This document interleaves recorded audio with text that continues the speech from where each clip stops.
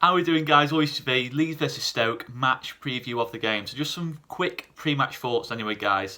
Make sure you check out Joe and Connor's pre-matches if you haven't done already. I'm just going to do one final instalment before the game. So the main thing is for me, guys, enjoy it. Let's enjoy this game. For 16 years, we've wanted games like this. We've wanted to be pushing for the top of the table at the end of the season. You can talk about last season, but last season we fell away the last 3 or 4 games. Last season we were stuttered in that second half of the season.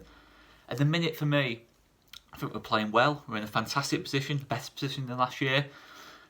Yes, we've got quality competition. In West Brom and Brentford, we've got 2 quality teams chasing us, and we've got to accept that. At this end stage of the season, 9 times out of 10, you're going to have to win games in the last 5 games. It's never ever going to be decided as early as that. I know there's pressure on, but we've got to accept that. We've got to accept that's part of being at the top end of the table. For so long before Marcelo Bielsa, we got to this stage of the season, it was all about, are we going to finish 14th or 15th? Give me this any day of the week over that. It's fantastic to be at this stage of the season and have something to play for. Excitement going into these games. Yes, there's a little bit of nerves, but at the end of the day, the opportunity is absolutely massive for us. The opportunity is massive for us. We've got maybe some difficult games coming up. This game today is a difficult game, but the main thing for me is enjoy it. The team's playing well. We're sticking to our principles, we're creating chances, we're stopping chances being made against us, we're controlling games, we're doing a lot of the right things. Yes, against Luton and Cardiff, it didn't quite happen for us. But for me, against Blackburn, I saw a different side to the team again. I saw my direct style, we're getting in behind Blackburn. I just want to see the same thing again against Stoke, because I think Stoke are going to set up in a very similar way. Again, they're very much 4-2-3-1 based. Tyrese Campbell plays a very similar role to Adam Armstrong, cutting in from the wing. James McLean very much keeps the width, sort of attacks the byline and crosses the ball into the box. He doesn't really cut in that much. So you've got one winger who's very much a traditional winger, another winger who's inverted, cuts in onto his left and scores goals like Adam Armstrong does from the left to right, etc, etc.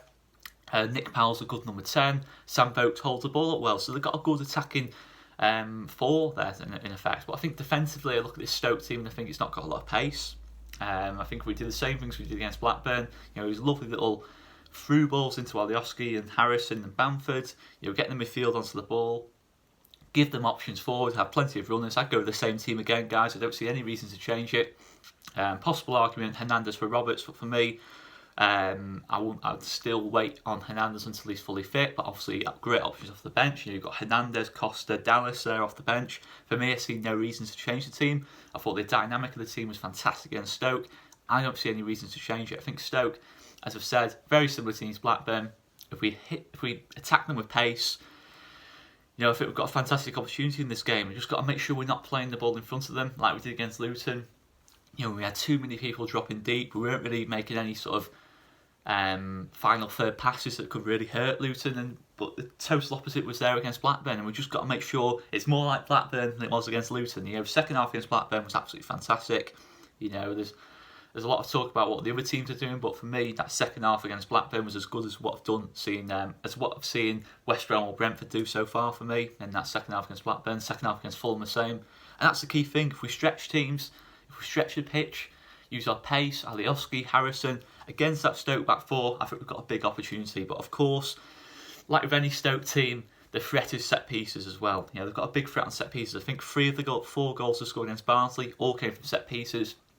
And that's the one slight area where you look at this Leeds team and think, okay, that's one area of our game that probably isn't our strongest. So we've got to make sure we're aware there. We've got to make sure Cooper's the leader on the set pieces, and Meslier is commanding in the box. I think, to be fair, against Cardiff, Luton, Blackburn, I think we've dealt well with the set pieces. Again, we had a similar kind of threat from those teams, and we dealt well with it for me. So again, we've just got to see that same side to us once again, that we deal with the set pieces well. We're nice and aggressive in the air. But this Stoke team, to be fair, plays a lot better football than what you normally associate with Stoke teams. I think Michael O'Neill has really aimed to get the Stoke team playing good football. I know a fair few Stoke fans, and what they've always said is that they feel Stoke are capable of playing better football. They've spent a lot of money in previous transfer windows. They've got good players, as I've already mentioned, and they're able to play good football. And I think, to be fair, under Michael O'Neill, they have played good football. I think they're a much, much bigger test than what they were under Nathan Jones. In the first half of the season, that game away to Stoke was probably the best performance I think I've seen Leeds put in. all season. I thought we were absolutely magnificent in that game, particularly in the second half. But it's going to be a much more difficult game, as I think they've both improved defensively and going forwards, especially going forwards. But I still look at that back four, Bath, Shawcross, Martins Indy, Tommy Smith is probably going to be in our back four. Martins Indy playing at left back potentially. There's a lot of opportunity there for us. If we can get in behind them, we can create chances in this game. But it's all about doing that. It's all about being direct, not dropping deep for the ball. When someone gets on the ball, everyone's making runs for them. That's what we've got to do in this game, and we've just got to play in behind Stoke like we did against Blackburn. If we do that, keep it nice and tight on the set pieces. Don't give anything away. Don't be careless in terms of our build-up play, and just do what we did against Blackburn. Basically, guys, in this summary, let's just do what we did against Blackburn. But guys, there's the pre-match thoughts anyway. I have to keep this team the same, facing a team that sets up in a very similar way to Blackburn.